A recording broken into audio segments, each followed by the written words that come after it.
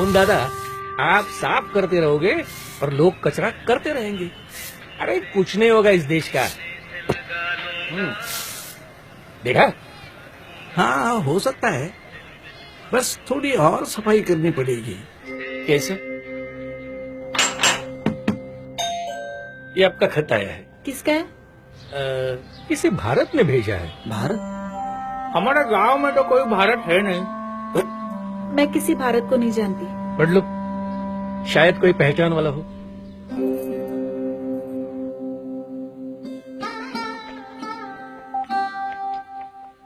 सदर प्रणाम। शायद आप मुझे पहचानते नहीं हो, पर मैं आपको जानता हूँ बहुत करीब से। कई बार कई जगहों पर हम मिल भी चुके। और हर मुलाकात एक याद बनती गई। याद है जब वह मिश्रा की बीवी रसोई से कूड़ा फेंक रही थी, तब आप ही ने तो उसे डांटा था। गांधी चौराहे के सामने वाली दीवार पर जब वो आदमी थूक रहा था, तब आप ही ने तो उसे रोका था।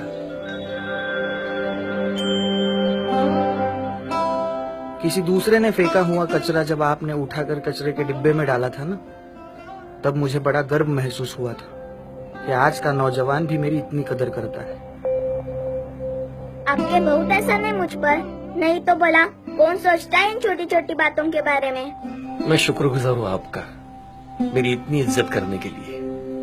मैं शुक्रगुजार हूँ मेरी तरक्की के खातिर आपके इस छोटे कदम के लिए। मैं शुक्रगुजार हूँ मुझे महान बनाने के लिए। आपका प्रिय भारत।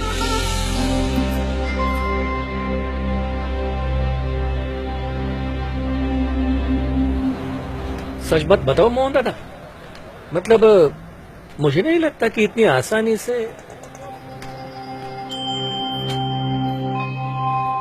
मुबारक हो मोहन दादा, अरे अपना दिल साफ हो रहा है।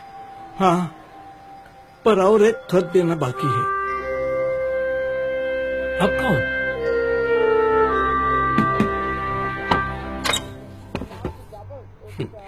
ये आपका खत आया है, किसी भारत ने भेजा है।